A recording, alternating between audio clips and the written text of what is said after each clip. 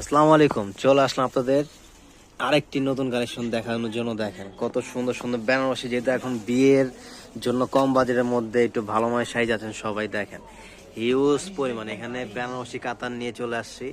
চমৎকার চমৎকার, এখানে প্রত্যেকটা প্রাইসই পড়বে মাত্র 4,500 টাকা করে।